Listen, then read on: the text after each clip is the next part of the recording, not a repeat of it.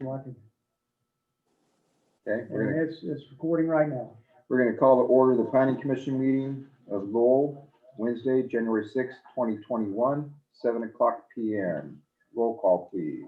Commissioner Chairman Dross, Here? Commissioner Kinsley. Commissioner Kinsley, are you present with us this evening? I can see her. I'm here. Gotcha. Can you hear me? Commissioner Wallace, Okay. Commissioner Wallace, are you? joined with Commissioner us? Wallace is here. Very good, very good. Okay, at this time, real quickly, I'd like to administer oath of office for Suzanne Kinsley, or sorry, Mary Wallace. And Jeremy, would you mind doing that for Mary and then Suzanne Kinsley? Be happy to. Commissioners, the oaths of office are in your packets. If you want to follow along, Commissioner Wallace, if you could please raise your right hand Okay. and I repeat don't after me. have- Okay, I don't have my packet in front of me. Okay? If you could just repeat after me, please. I, Mary Wallace, I, Mary Wallace, do solemnly swear do solemnly swear that I will support the Constitution and laws of the United States of America, that I will support the constitutional laws of the United States of America, the Constitution and laws of the state of Oregon, the Constitution and laws of State of Oregon, the ordinances and resolutions of the city of Lowell, Oregon, the ordinances, and could you repeat that again? Sorry. yes, the ordinances and resolutions of the city of Lowell, Oregon, The ordinances and the resolutions of the city of Lowell, Oregon, and that I will faithfully and impartially that I will faithfully and impartially discharge the duties of the Office of Planning Commission for the city of Lowell, Oregon, discharge the duties of the Planning Commission of the City of Lowell, Oregon, according to the best of my ability, so help me God. according to the best of my ability, so help me God. Congratulations. Thank you.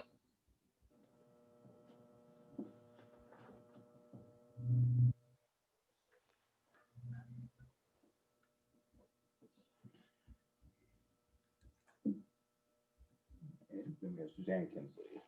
Commissioner Kinsley, if you could please raise your right hand and repeat after me. I, Suzanne Kinsley, I, Suzanne Kinsley, do solemnly swear do solemnly swear that I will support the Constitution and laws of the United States of America, that I will support the Constitution and laws of the United States of America, the Constitution and laws of the state of Oregon, the Constitution and laws of the state of Oregon, the ordinances and resolutions of the city of Lowell, Oregon, the ordinances and resolutions of the city of Lowell, Oregon, and that I will faithfully and impartially that I will faithfully and impartially discharge the duties of the Office of Planning Commission for the city of Lowell, Oregon, discharge the duties and impartially discharge the duties of the office of the Planning Commission of the city of Lowell, Oregon, according to the best of my ability, so help me God. according to the best of my ability, so help me God. Congratulations. Commissioners, look forward to working with you. I have your oaths of office in the office. If you could please stop by and sign these as soon as possible. Okay. All righty. Thank you. Before we get going, I do not have the packet pulled up. This is my first time on Zoom. How would I do that? Just because I want to follow along with it, but I don't know how to pull that packet up. Absolutely. Mr. Chairman, I'll be happy to walk her through that if That would be perfect. I'm gonna point you in the right direction. If you just bear with me 1 second, please. Okay.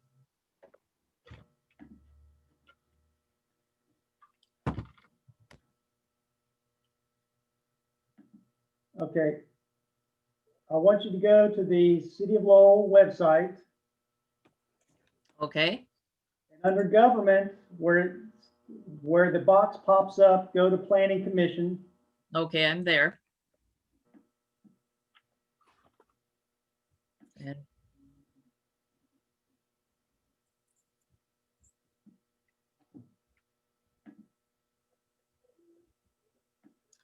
there is. And I want you to go to the, where you went, where it says upcoming events, Planning Commission, January the 6th, where you found the Zoom link. I want you to go there. Okay, I'm there.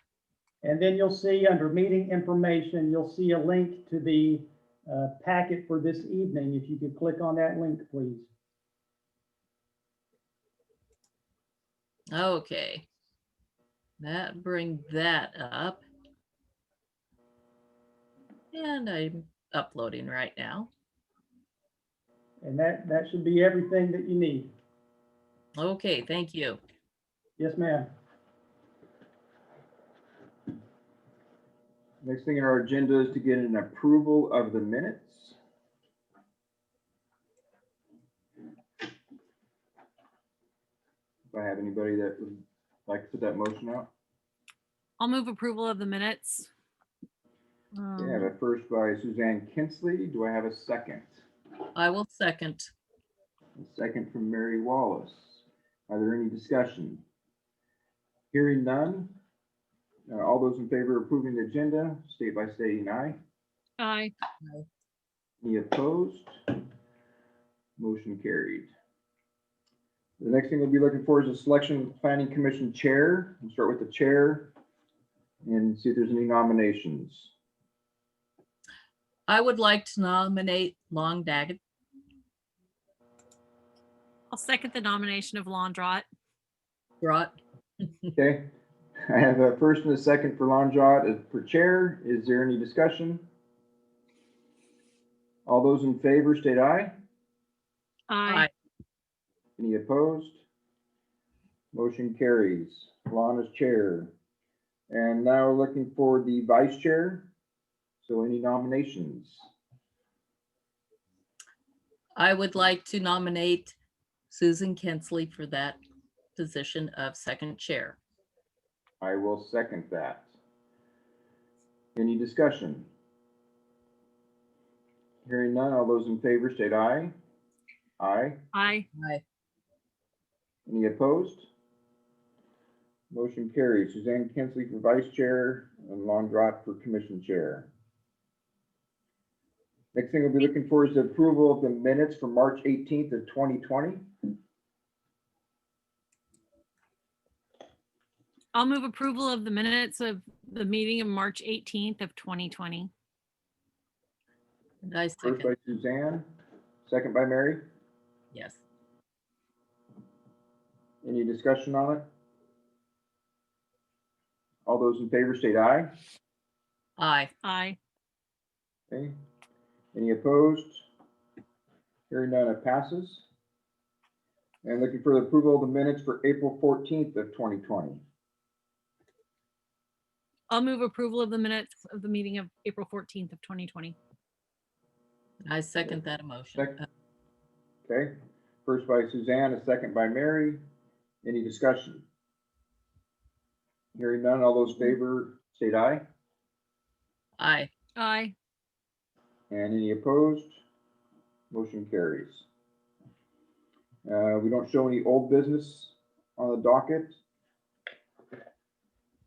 Correct? Correct. That's correct. Thank you. So the new business, first thing tonight we're looking at is land use file 2019-04 for Sunset Hills subdivision. map 19-01-14-21, tax lot 05,000. And I'm looking for a sheet that we have for running that meeting. Do you know if you had that by chance? Say that again, Mr. Chair. There's a sheet that we use for running that meeting, explanation, Uh, so we can go into public hearing. Ms. Marsh, could you help us out with that?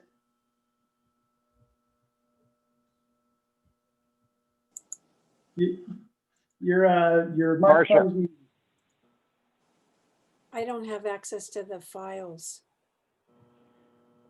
I Okay, give me a think second. it's in the agenda of the last meeting. Ah, Okay, let me pull that up real quick. Give me a second.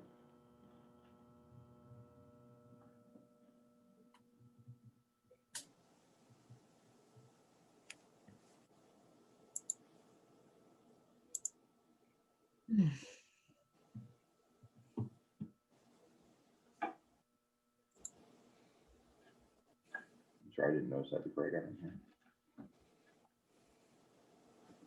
April 14th packet, Lon. Okay, I'm just trying to find that packet.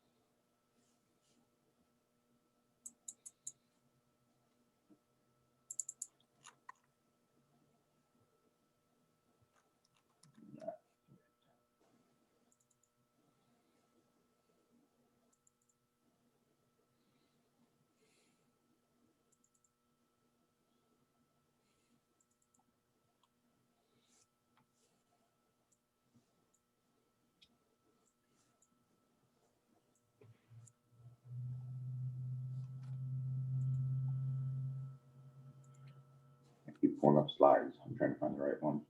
Here we go. Okay. So we're going to start out with the public hearing, go to commission deliberation, and then commission decision on that. So knowing what public hearing is now open for the purpose of considering land use file 2019-04 Sunset Hills subdivision, map 19-01-14-21, tax lots 05,000. Procedure I'd like to follow tonight is as follows: a staff report, questions from the Planning Commission, applicant presentation, public testimony, general public comments, and applicant rebuttal. Does any commission member wish to disqualify him or herself for any personal or financial interest in this matter before us tonight? No. No. Okay, does any commission member wish to report any significant ex parte or pre-hearing contacts? No. Okay, just No. for the two of you, just keep in mind that me as the fire chief, I have had discussions regarding a lot of these matters already that we'll hear tonight. Is there any member of the audience who wishes to question the jurisdiction of this body to act on behalf of the city council in this matter? Hearing none. Oregon land use laws require that all issues be raised if the issues are to be appealed. Failure to raise these issues at this hearing may invalidate their further appeal. Will the staff please present the report? Thank you, Lon. That over to Mr. Henry. Thank you, Lon. Jerry, will you please pull up the presentation? Yes.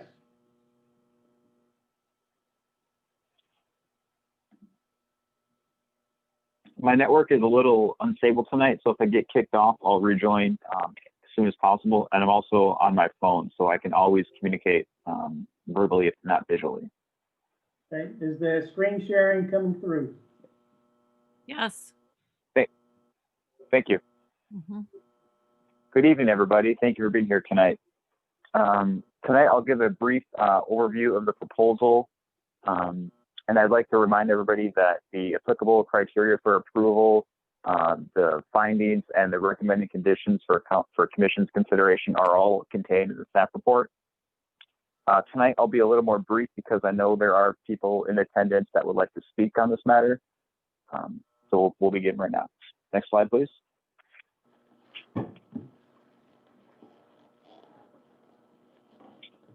Tonight, I'll give you some updates on issues that have been raised recently and the latest developments that have occurred with respect to the application. I'll give a brief overview of the presentation, and then I'll list off the recommended conditions of approval. If you have any questions, we can answer those at the end. If you have questions for the applicant or any interested parties, I ask that you reserve those at the end. Everyone that wants to speak tonight on the proposal will have the opportunity to do so.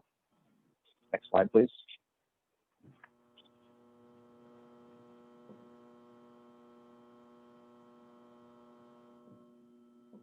You can advance to slide 3.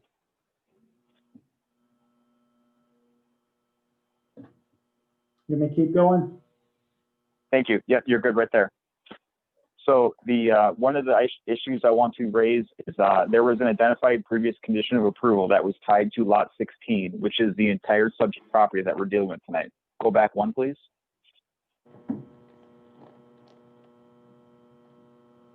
This issue was first raised by Ms. Mia Nelson in her September 14, 2020 comment submittal. Staff looked into the issue and agreed that the condition is valid and that should be addressed by the applicant. As such, the applicant did provide a revised tentative map showing a 50-foot right-of-way located south of lot 26 that would be preserved for future access. The next issue staff looked into was whether or not this preserved right-of-way should be improved by the applicant. Initially, staff didn't think so, but looked into it further and decided it was required per code section 9.517 streets, which I'll explain further on the next slide. After looking into this issue more in depth, staff found the right thing to do is to require the applicant to improve this future right-of-way. The code, section 9.517, subsection A, calls for urban street improvements, including curb and gutter and storm drainage, are required for all land divisions and property development in Lowell. Also, in section 9.517, subsection H, future extension of streets, where necessary to give access or to permit a satisfactory future division of adjoining land, streets shall be extended to the boundary of the subdivision. It's these primary reasons why it's staff's recommendation that the applicant be required to improve the preserved right-of-way extension. This is outlined in condition approval number 8. Opponents have submitted written testimony that this preserved right-of-way needs to be improved, and staff agree. As an update to recent developments, the applicant and opponents have agreed to improving the present location of the extension of 4th Street to a width of 21 feet as allowed for in the Hillside Development Standards. This short extension of 4th Street will be a dead end, but the dead end will not serve any lots or homes, so there is little to no fire or safety issues to consider. Public Works and the city engineer are aware of the proposal and find it a good compromise. The city engineer will still need to review and sign off on any construction plans before any construction can commence. Go to slide 5, please.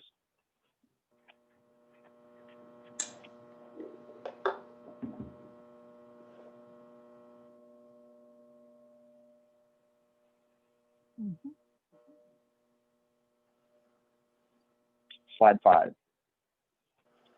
Jeremy, are you with me? Yeah, we got slide 5 in front of us. Okay. I might just be a little behind, so I'll just continue on. Slide 5.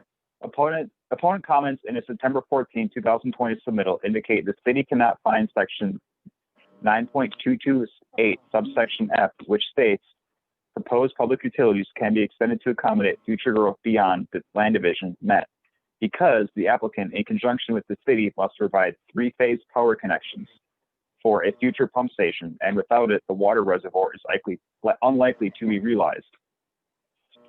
3-phase power conduits can be laid along the side and at the same time as other utilities that are required for the subdivision are placed. The adjacent subdivision to the west previously laid 3-phase power conduits in anticipation of this property being developed. When the last extension of the 3-phase power conduits were laid, the city provided an applicant $4,000 in reimbursement costs. It's anticipated the city would again offer some sort of SDC credit, waiver, or reimbursement for the cost involved with the 3-phase power conduits. Those financial details don't have to be worked out now before tentative approval, unless the city or the applicant would prefer to. Staff have recommended this as a condition of approval as seen in condition of approval number 29.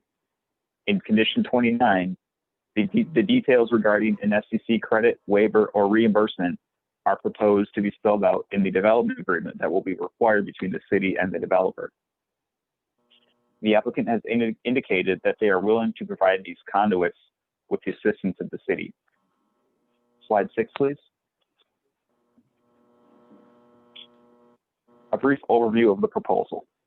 The property is owned by Bain Investment Group and is proposed to subdivide into 16 lots for eventual home site development. The property is zoned R1 and consists largely of wooded trees and does contain some wetlands. The proposed subdivision is the next logical extension of the existing housing development located directly to the west on 4th Street. Slide 7, please.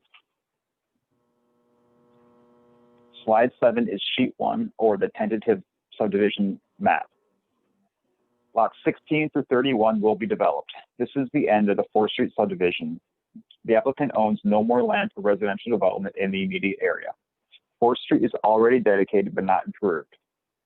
4th Street will have 5-foot sidewalks on each side, and Wetlow Drive will dead end with turnarounds and stubbed for future extension of right-of-way, as seen in the Lowell Master Road map.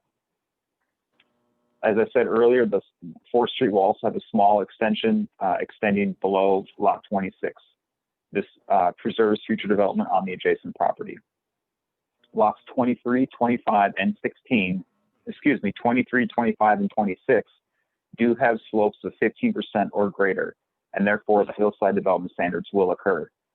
The applicant has submitted a geotech report, and the city engineer has found it sufficient for his review.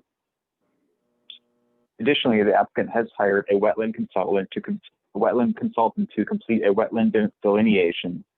That delineation has been submitted to DSL for concurrence, but to my knowledge has not received concurrence yet. This will be a condition of approval to receive DSL concurrence and apply with any DSL permitting laws. Slide 8, please.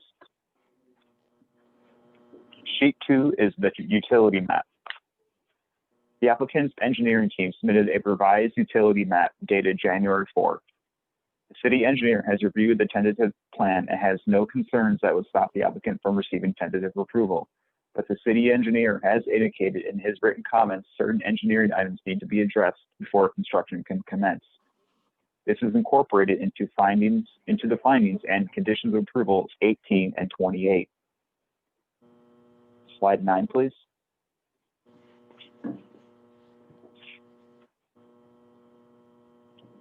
As you have all seen in the staff report, staff is recommending approval, but there may be some additional evidence that needs to be incorporated into the findings and the recommendations for conditions. Staff have learned from the applicant's representative that a revised utility plan is forthcoming. If that's the case, then open record periods may be an appropriate way to proceed. If the record is held open, this would push back the date of the city council hearing. This would also allow time for staff to draft a revised staff report that reflected the new evidence and updated findings and conditions of approval where appropriate. At the end of this presentation, if the record is left open, I can present some open record periods that may work for everybody. Next, I will discuss the recommended conditions of approval for commission's consideration. Slide 10, please.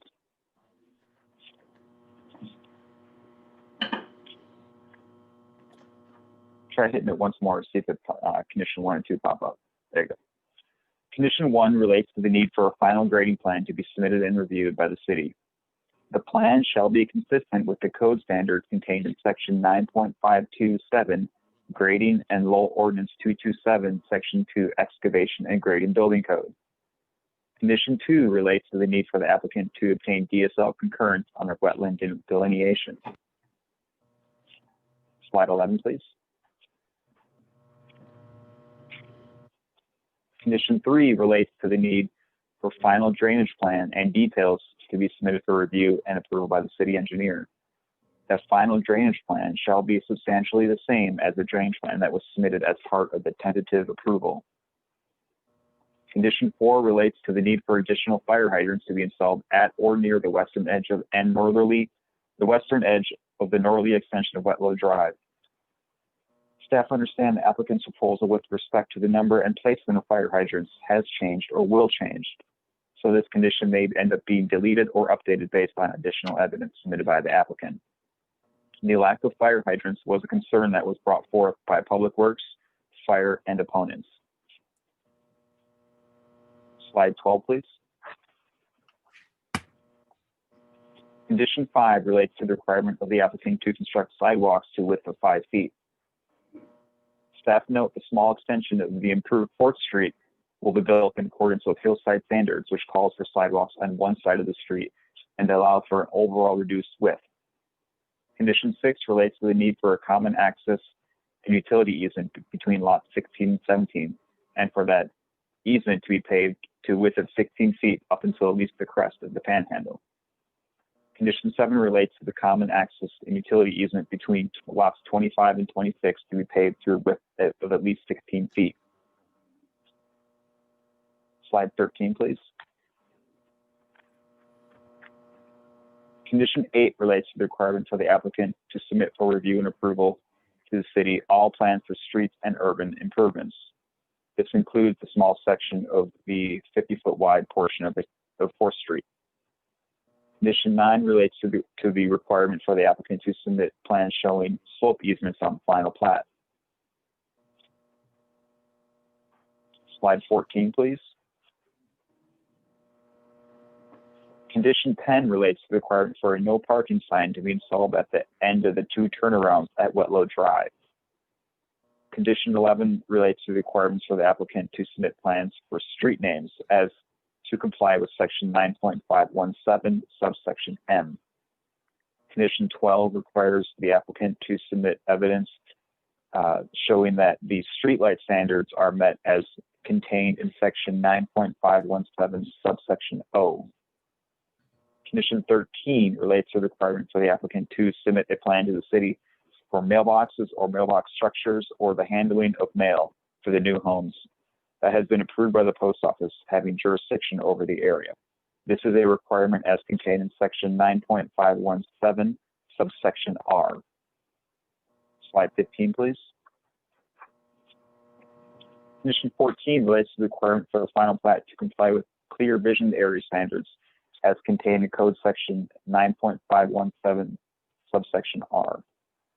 Condition 15 relates to the final plat to indicate natural drainageway setbacks that shall have a setback of at least 15 feet. Condition, slide 16, please. Condition 16 relates to the need for drainage easements of sufficient width to be shown on the final plat.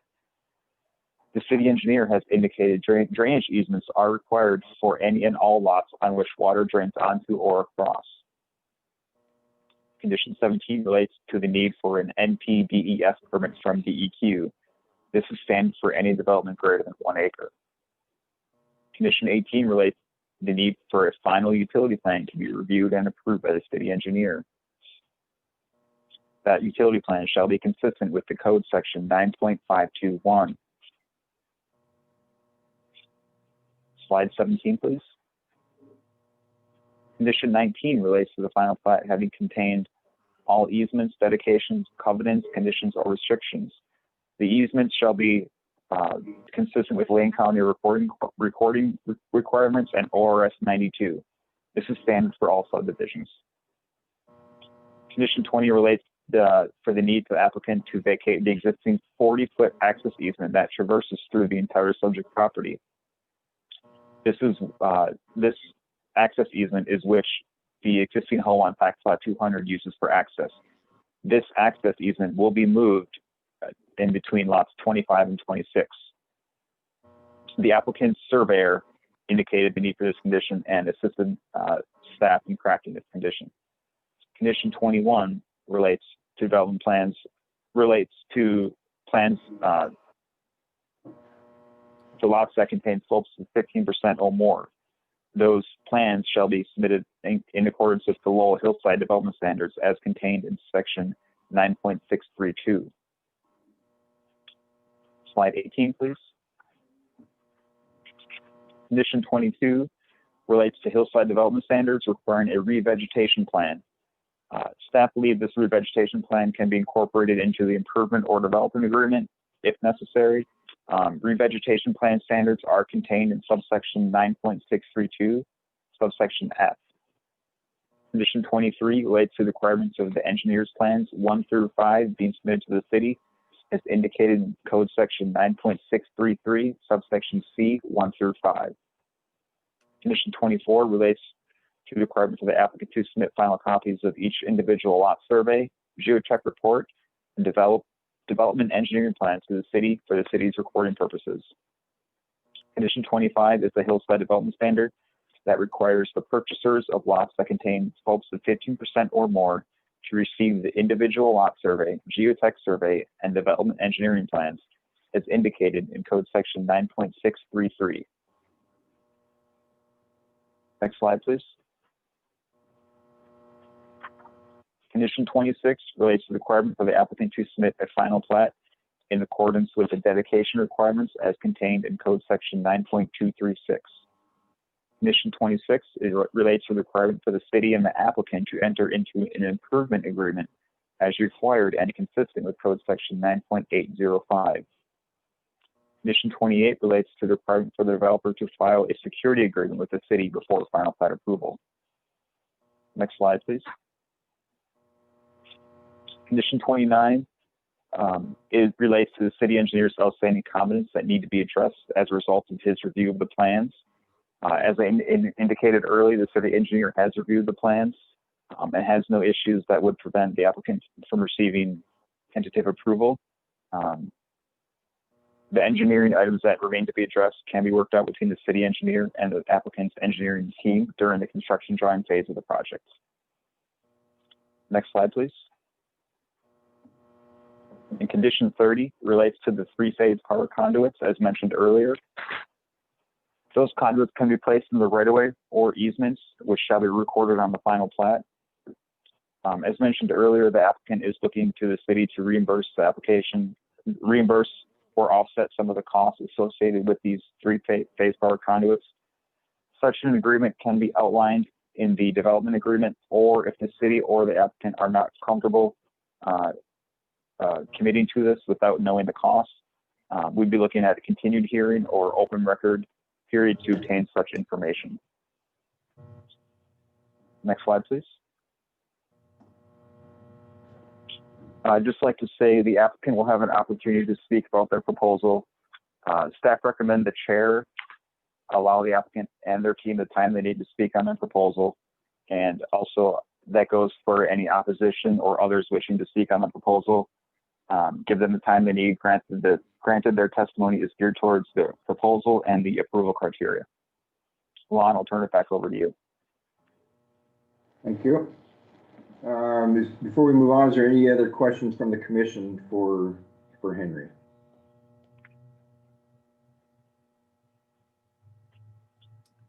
Does the city Okay. have a plan for a holding tank up there?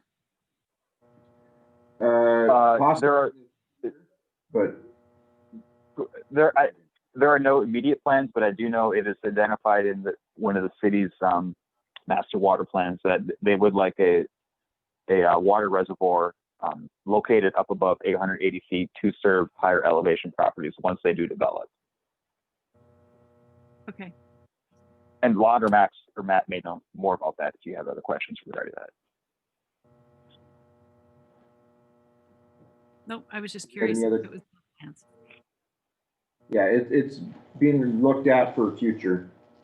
But it'll be above the 880 foot mark, which is well above this subdivision. Mm-hmm. Do we have any other questions for Henry?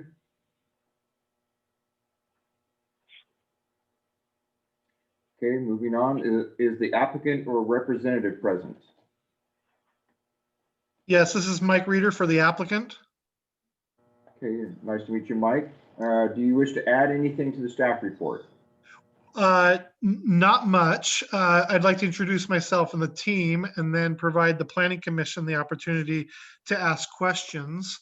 My name is Mike Reeder. I am an attorney in Eugene representing the applicant, Bayan Investment Group. With me is the applicant, Matt Bahan. And then also the design team is Dennis Boger of Boger and Associates and Matt Kaiser, and then Lloyd Tolbert. And they're here to provide any additional information that the Planning Commission needs in coming to a resolution on this matter. I'd like to thank the Planning Commission for your service and for what you do for the community. We don't have a lot more to say other than to alert you to a memo that was produced jointly with between the applicant and Miss Mia Nelson that I've emailed to LCOG planning staff. And I wanted to ask if the chair may allow, I'd like to ask Henry if he had received that and if he was able to forward that on to the Planning Commission. Mike, no, I'm not aware of such memo between you and Mia. I would have sent it to you about, I don't know, half hour, 45 minutes ago. Oh no, it's in my inbox sitting at work. I don't have access to it right now, so no, I have not seen that. Okay, well, again, I apologize to the commission and to staff for the late submission into the record on this. In short, I can elaborate on it as well. I believe Ms. Nelson is here as well, and we would welcome her to speak to the memo as well. But in short, the memo is a memo designed to provide the Planning Commission with information related to the issues some of the issues that have been raised by Ms. Nelson that we've come to agreement on. And in particular, we've talked about certain issues related to the utility plan, an updated utility plan.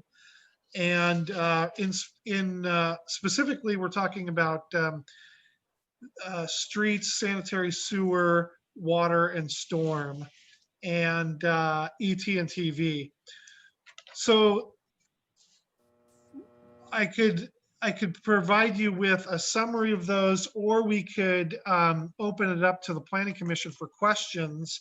But in general, we've come to agreement on the extension of 4th Street, the stub that will connect and provide access and development potential for tax lot 200 to the west of the subject, I'm sorry, to the east of the subject property, as well as agreed to the installation of a total of 3 fire hydrants, one located at what's shown on the current utility plan, but then the other 2 would be located, one at the southern end of the property, the extension of Wetloo Drive, and then the other at the northern extension of Wetloo Drive, close to tax lot 1, the adjacent tax lot 100. There's some other details in that memo, but in short, those are some of that will give you a preview of some of those issues. So now I suppose we could allow the Planning Commission to ask the applicant any questions they may have before it's opened up to the public. And we're also happy to provide additional comment after the public has had a chance to speak. Okay. Does commission have any questions of the applicant? No. Okay. And I'm not hearing anything from Mary.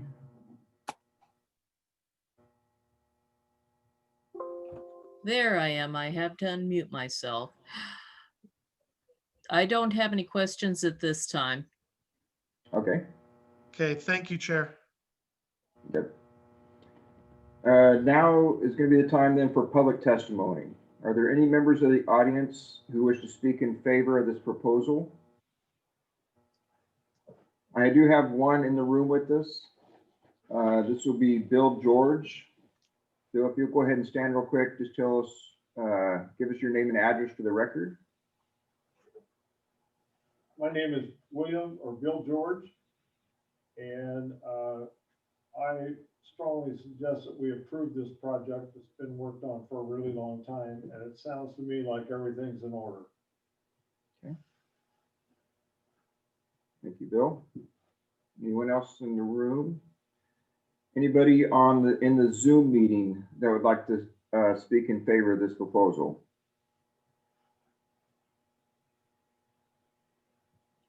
Are there any members of the audience who wish to speak against the proposal? That would be me. May I go ahead? Yes, Mia, go ahead. If you'll Uh, just state where you live for me, Mia. What's that? You'll state your address for the record. I will, yes. My name is Mia Nelson. I live at 40160 East First Street in Lowell. And I just want to clarify, even though I chose to testify under the opposing camp, I am not opposed to this anymore. I did submit a lot of comments in opposition. As Mr. Reader already explained, we have worked over the last day and a half to put together a written memo in which we agreed to resolve all of the issues that I raised. And I would like to thank the applicant and especially Mr. Reader. They worked very hard on this over the last day and a half to make this agreement possible. But since we are all here, I would still like to use my time to talk about what happened here as sort of a learning experience about the importance of, in the future, of the city being vigilant in protecting the developability of the remaining developable land that we have, because it is the future of Lowell. And I want to stress too, even though I submitted a lot of comments in opposition, this really wasn't a case of me versus the applicant. With my comments, I was actually trying to protect 4 parties' interests, mine to the owner, as the owner to the south, but also the owners to the east, the owners to the north, and the city. And every one of the issues that I raised had to do with protecting the developability of all the adjacent lands, not just mine. And this is something that this should greatly concern the city and all of you as planning commissioners. Most of you probably don't know, but here in Lowell, there have been so many serious mistakes already made in past years that have rendered a large part of our land supply either undevelopable or very difficult to fully develop. And that is due to bad infrastructure choices. For example, the whole northwest side of the city has no gravity sewer despite being 20 to 30 feet higher than the sewer plant. That happened for the stupidest of reasons, and it is now financially impossible to fix. The easy picking, so to speak, in Lowell are already gone, and it's we need to be very careful not to make more infrastructure mistakes. I hope you will always remember that there is always going to be some tension between the desires of what we as individual developers want to do and what you should be asking for on behalf of the city. A developer is not going to have much motivation to bring utilities through to the neighbors because really, we just need to serve our own property. But infrastructure is like a chain, and everyone who develops is hooking up to what their neighbors provided. For example, the only reason Sunset Hills can happen today is because of what was already brought up to it by those who came before. And that's actually Mr. Bill George, who just testified. He brought those utilities to the line. And now they need to be extended. I hope that you know the plan that you have today is much different than the first iteration of the plan from months ago. The original plan didn't have any infrastructure to the adjacent property. The roads did not go to the end. The sewer stopped hundreds of feet short, and so did the water. Nothing was proposed to be done in a way that it could be extended. It was just what was needed to serve the one development, and it didn't consider how anyone else is going to hook up. So what would have happened if I hadn't protested this? I'm not sure for sure, but I think that it could have made it prohibitively expensive to ever develop the property to the east, and maybe the north too. Probably not mine because I have another access, but that property to the east, I think it would have never penciled, and that's bad. You should know that that's bad. That land is the future of Lowell and its tax base. And I understand it's really not easy to catch problems like this. For example, the other neighbors to the north and east aren't even here talking to you about this, even though it concerns them more than anyone. But I think they aren't here because they just don't know what's at stake. Really, the only reason that I know is because I worked in construction for so many years. So going forward, you can't rely on the affected neighbors to tell you about these things. It's also really hard for city staff. I think especially in small cities like Lowell, it's really hard to keep continuity and the institutional memory where big cities they have permanent staff, they have keeping their records, have master plans, they're holding developers' feet to the fire. But I think we're on like the 5th or 6th city engineer since I started following city events in the late 1980s.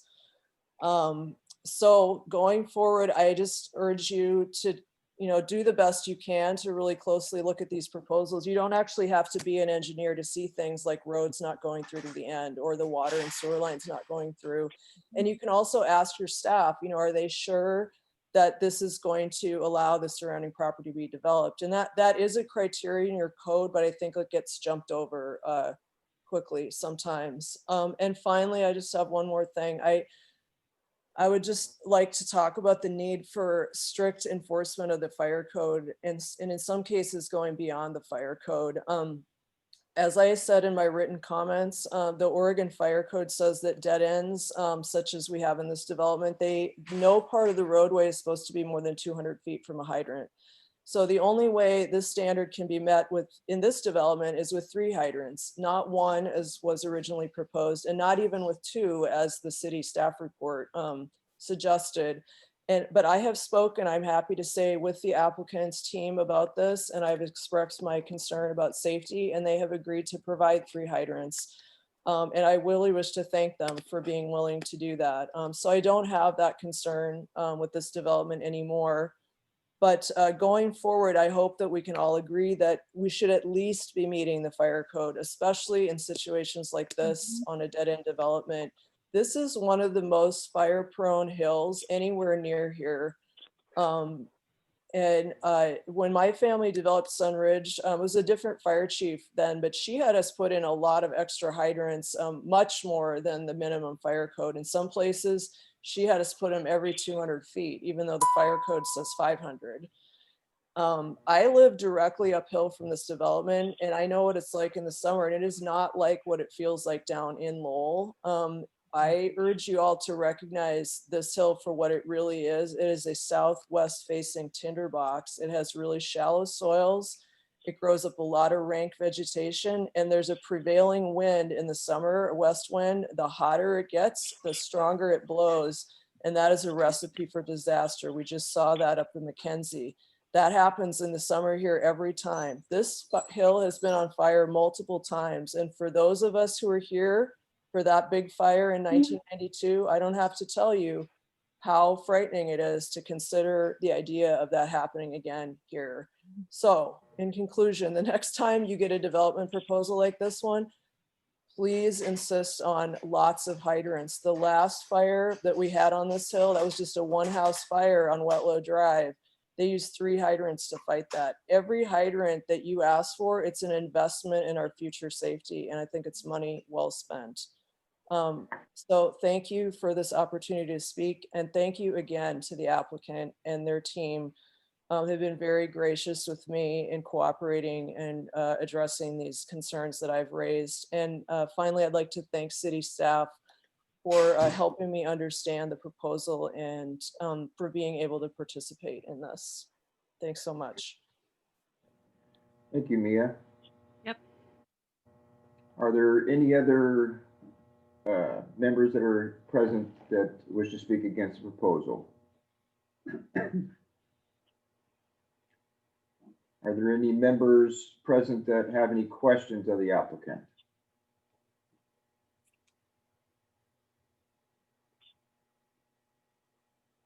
Hearing none, does the applicant have any further comments? Chair, for the record, Mike Reeder again. We don't have any further comments other than to just echo and amen what Ms. Nelson said. Thank you, Mike. If there's no further comments, then the public hearing is now closed, and I'll look to the commissioners as to the direction they would like to take. So any discussion on the matter? Lon, and Jeremy, would you pull up the PowerPoint again and go to slide near the end? I've outlined some options for you guys to consider. 23, please.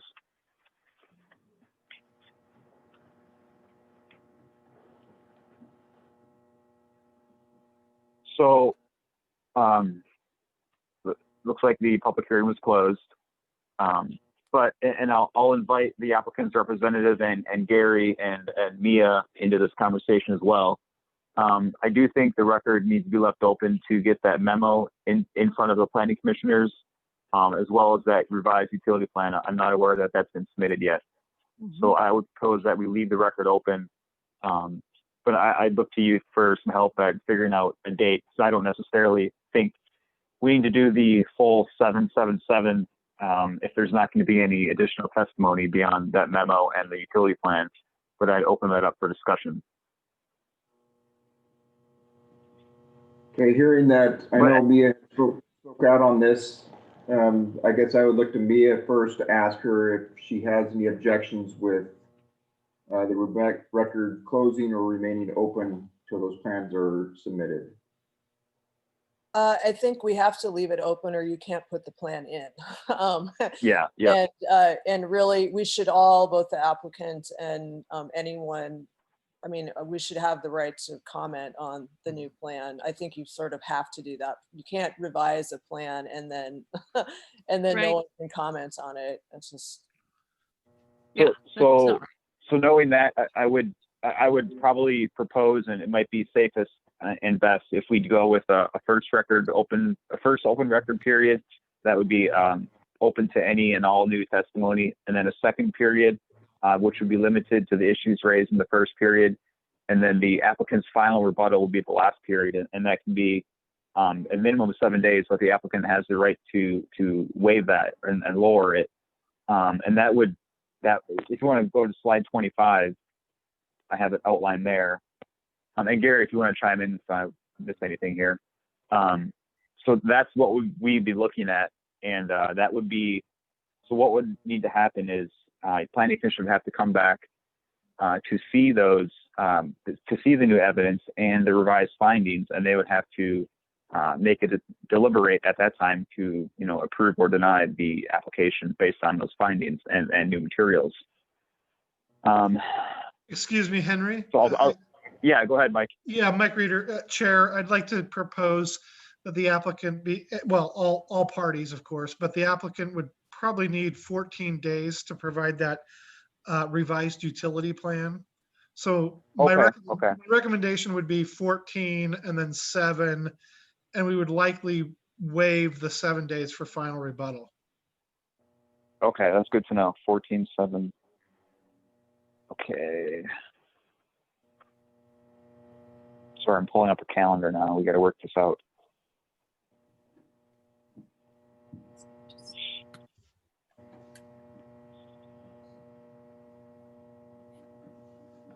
Okay, so I'm seeing a So we're at the same date. open record. Yeah, so the first open record period would be from January 7th, starting tomorrow, to 21st, 14 days later. Mm-hmm. Correct me if that's wrong, because 7 to So that's the sounds first, and then the second period would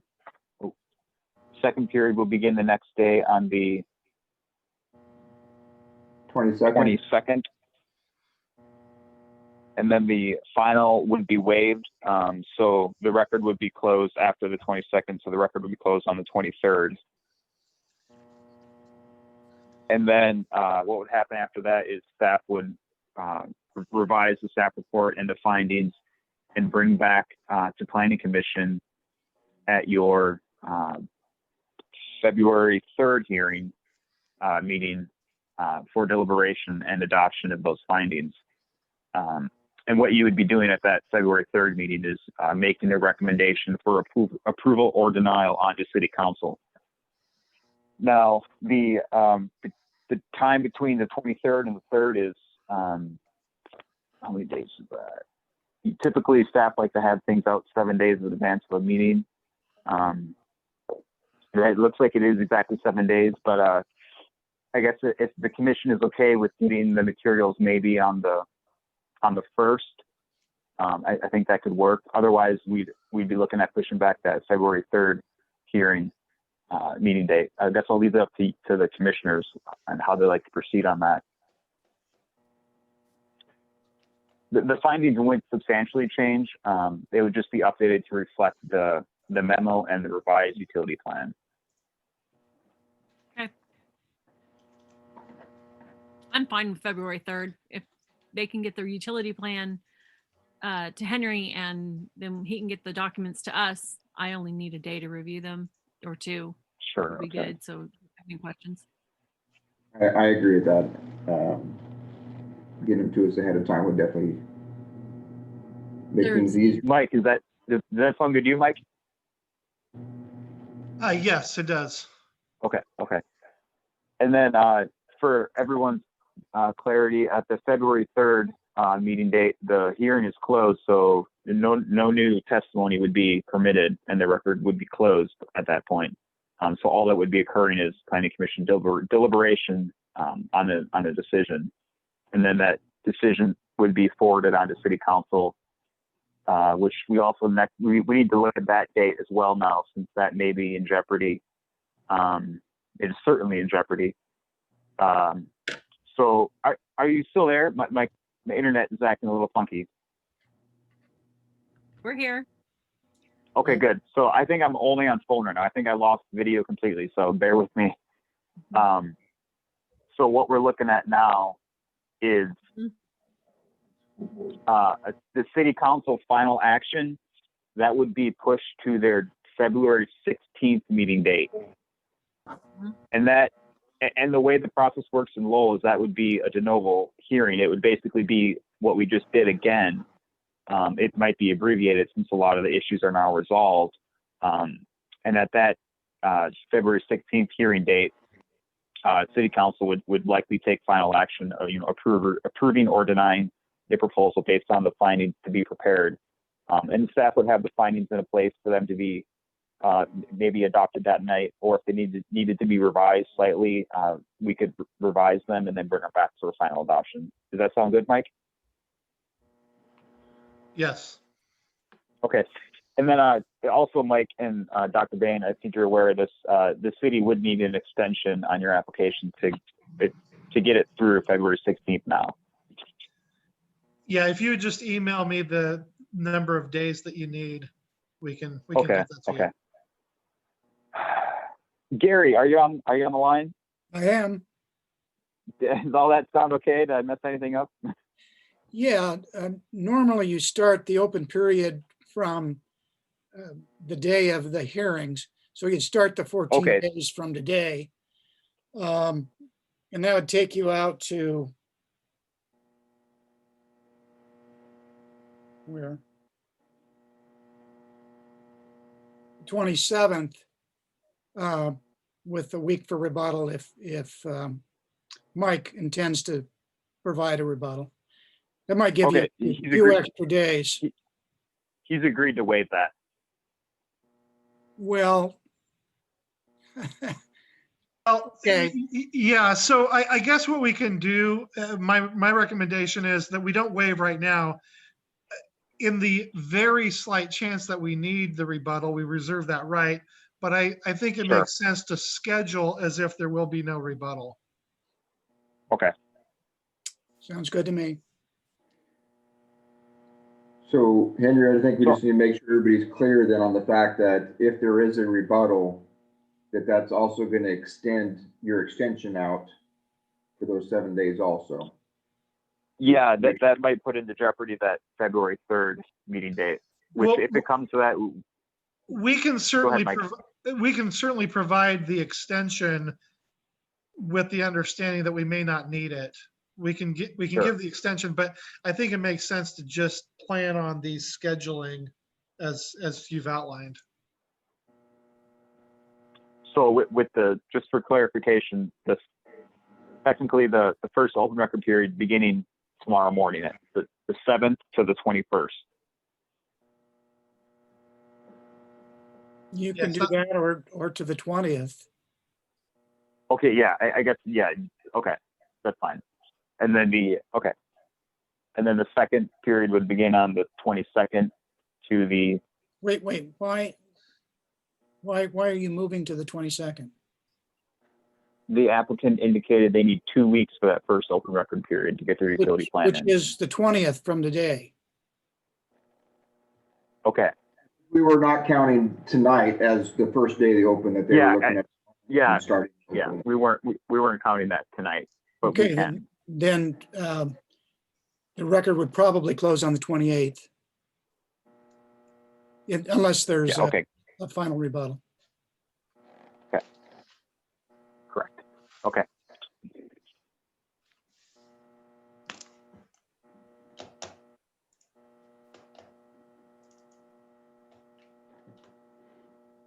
Do we have what you need, Henry? Okay. Yes, I do. Okay, Suzanne, we're on board that this is gonna, with the dates? Yes. Okay, Mary? Yes, February 3rd. Okay. Is there anything else before I close this land use file that anybody would like to bring up? No. Okay. So this is be moving to the February 3rd for decision on whether to approve to send to city council on February 3rd.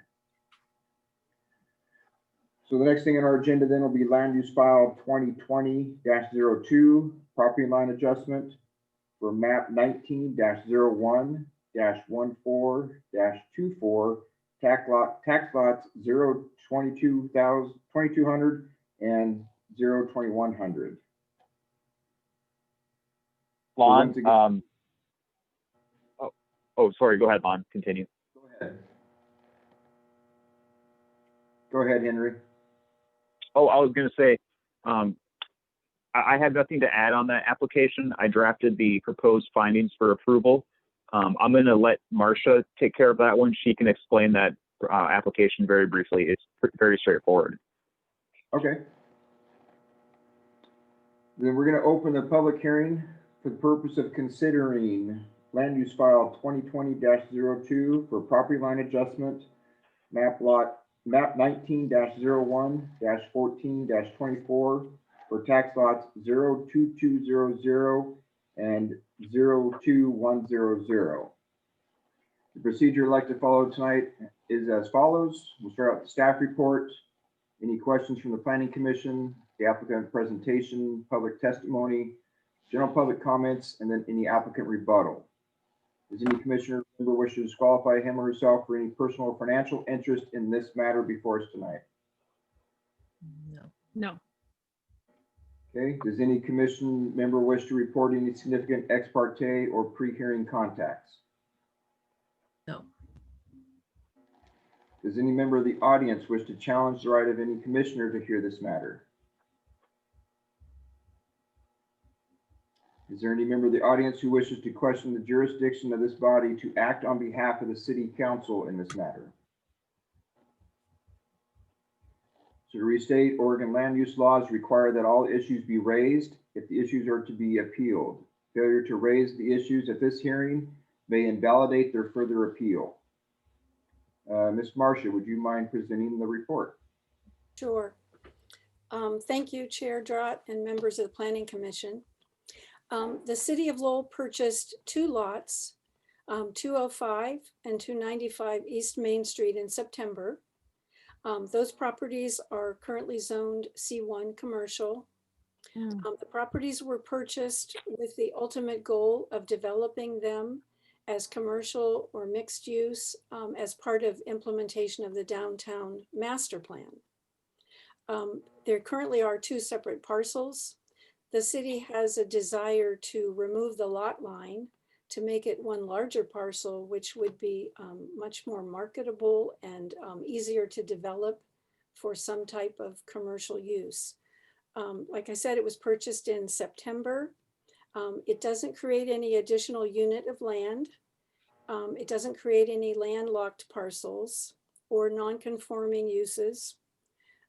There's no pre-existing conditions on the property, and it will comply with all state and local regulations. Normally, this is an administrative decision that the city administrator would be able to approve.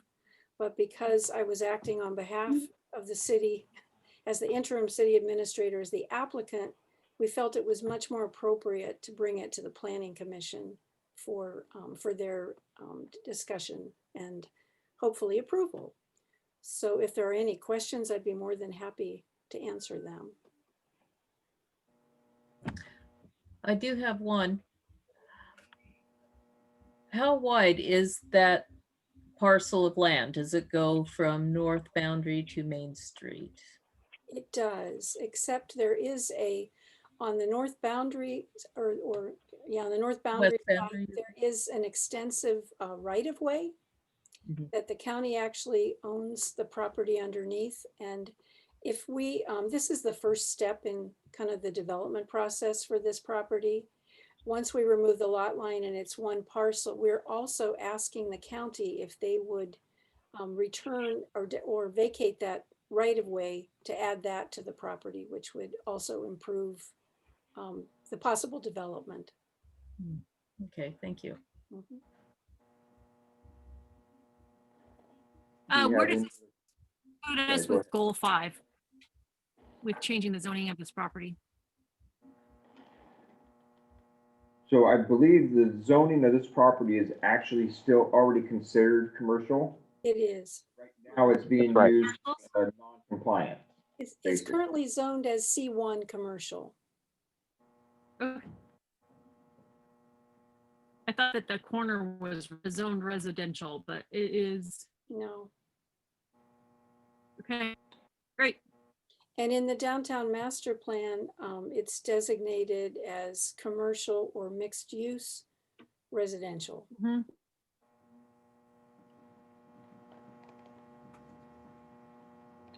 Do we have any other? I'll add there. I'll add just for clarity's sake. There, and Marcia, correct me if I'm wrong, but there is a home on one of those properties that will be demolished by the city early on in this year. Correct.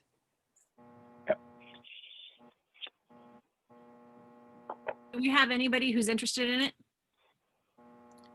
I'm not sure. I think I might ask Sean to chime in. I think there was some early interest, but I'm not aware of specifics.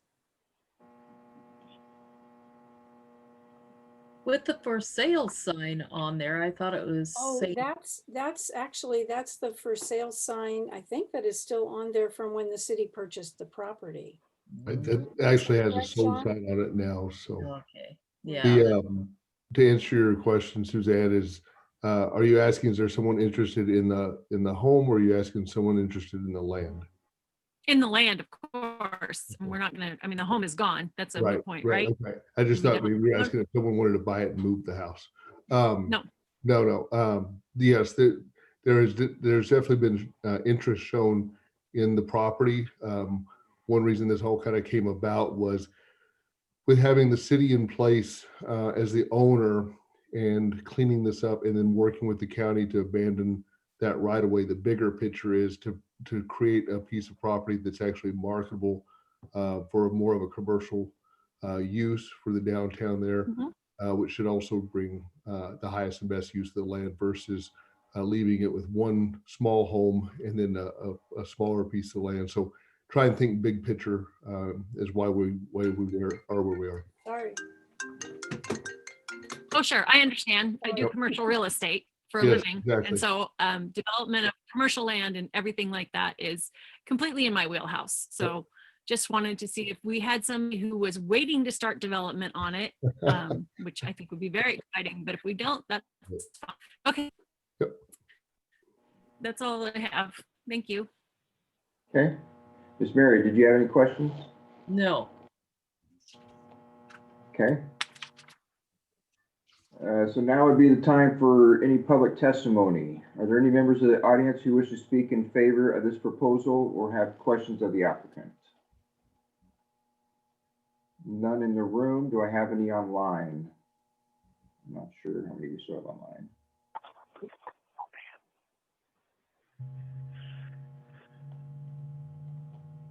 Okay, not hearing any. Is there anybody in the audience who wishes to speak in opposition of this proposal?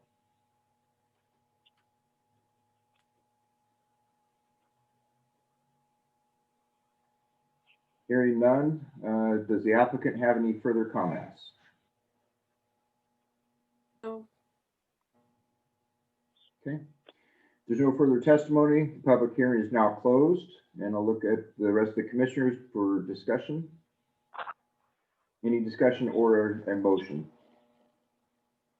I move approval of the applicant's application for the lot line adjustment, or is it a? This would be for, you're asking for, to move a motion to accept the land use file 2020-02 property line adjustment? Correct. Okay, I have a first. Do I have a second? Yes.